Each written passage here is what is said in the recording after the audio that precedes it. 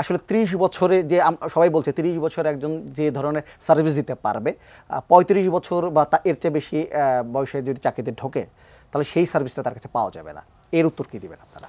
আসলে স্যার যেটা বলতে চাচ্ছেন যে যদি আমরা 30 বছরের উপরে চাকরিতে ঢুকি তাহলে আমরা একটা সার্ভিস দিতে পারবো না। আমি আসলে বলবো যে যদি এরকম হয়ে থাকে তাহলে পারা দেখবেন যে আমাদের যে উপদেষ্টা মণ্ডলীতে অনেকে নতুনভাবে নিয়োগ পাচ্ছেন, তারা কিন্তু অনেকে আপনার হচ্ছে 2011 সালে, অনেকে 2001 সালে যারা অবসর গ্রহণ করছেন, তাহলে তারা কিন্তু আবার নতুনভাবে নিয়োগ পাচ্ছেন। কারণ কি, রাষ্ট্র মনে করতেছে যে তারা সার্ভিস দিতে পারবে।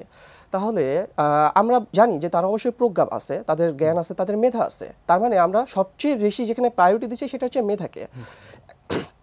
একটা মেধাভিত্তিক কাজে আপনার প্রায়োরিটি দেওয়া উচিত ছিল মেধাকে। তাহলে আমাদের সার্ভিসের প্রয়োজন কি? মেধা।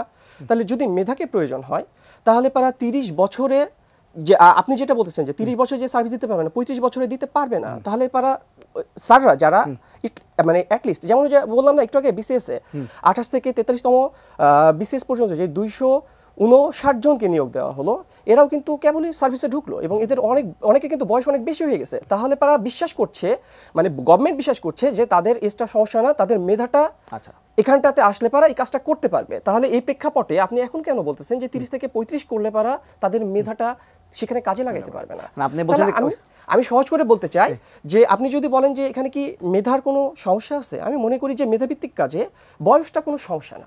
মেধাভিত্তিক কাজে বয়সটা কোনো সমস্যা না।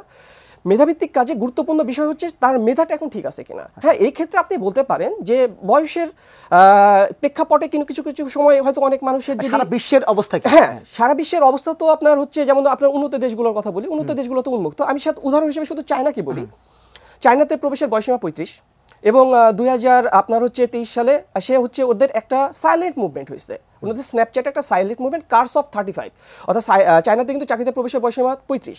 তো ওরা 35 বছর আছে সেই জন্য ভয় পাইতেছে যে 35 কেন থাকবে। তো কার্স অফ 45 ওটা দেখে তখন চায়না গভর্নমেন্ট ওরা ভাবে যে কি ব্যাপার, সবাই হঠাৎ করে কার্স অফ 35 লিখছে কেন। তো চায়না গভর্নমেন্ট তখন ওরা ভাবে যে এই সমস্যাটা কি ওরা বুঝতে হবে এবং ওরা মানুষের ভিতরে স্টাডি করে দেখে যে প্রত্যেকটা মানুষ একটা অ্যাংজাইটিতে ভুগছে যে 35 বছর পর্যন্ত এজ লিমিট আছে, সেই জন্য আমি জবটা পাবো কিনা। তখন ওদের গভর্নমেন্ট বোঝার চেষ্টা করছে যে আসলে সমস্যাটা কোথায়, সমস্যার সমাধান করতে হবে।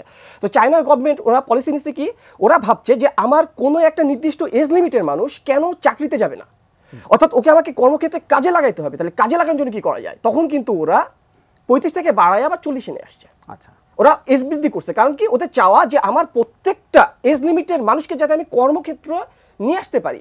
এবং ওইটা হচ্ছে চায়না ডেইলির একটা রিপোর্ট আছে, ওই রিপোর্টটা পড়লে দেখবেন ওখানে স্পষ্ট করে লেখা আছে যে যেহেতু মানুষের এখন বয়স বেড়ে গেছে, বয়স বেড়ে গেলে পারে এগুলো মানুষ শারীরিক পরিশ্রমের কাজ করতে পারবে না, কিন্তু এরা মেধাভিত্তিক কাজ করতে পারবে। সেজন্য ওরা এদেরকে মানে আরো উদ্বুদ্ধ করছে যারা তারা যাতে গভর্নমেন্ট জবের দিকে আসে।